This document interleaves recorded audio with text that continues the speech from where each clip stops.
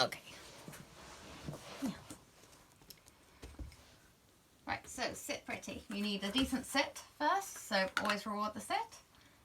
Also have a nice, what's it called? Surface for the dog to get traction on. So this is pretty slippy, so we always have a nice soft one for you.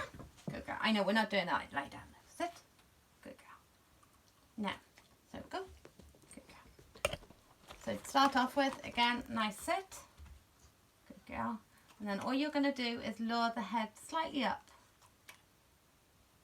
And as soon as like the feet come off, you're going to reward.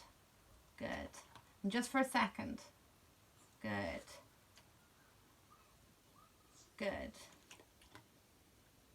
So all I'm asking for is just a tiny amount of lift from the front feet. Good. And also this isn't suitable for some dogs that have got back issues or the very young. It's a trick that has to be done over time because they have to strengthen their core muscles up. So I wouldn't be doing it much, just every now and again, just ask for the tiniest amount of movement. Okay, so when you've got the dog coming up by itself, good. Good. You can start bringing up. Good. And if the dog wants to hold there, that's absolutely fine at the moment. They're just using you as support. And while the muscles are developing, you can get your dog to hold on to you just to straighten the back up. Because some dogs, they won't be able to balance. So that's absolutely fine. Then work up to that. Good. And when you've got to that point, I would do a verbal. So that would be 4 for Maddie. Don't ask where 4 came from. I have no clue why we ended up with 4. So we're going to do 4. Good. And as you can see, now she's strengthening her back. She's not holding on to me as much. Then we've got 4. Good. 4. Good. And then after that, I would start putting it into a hand signal instead of her holding me. So it'd be 4. Good. Good girl. And at the moment, again, I'm only going to ask for a second. And we can always build up the duration later. 4. Good. Good girl. 4.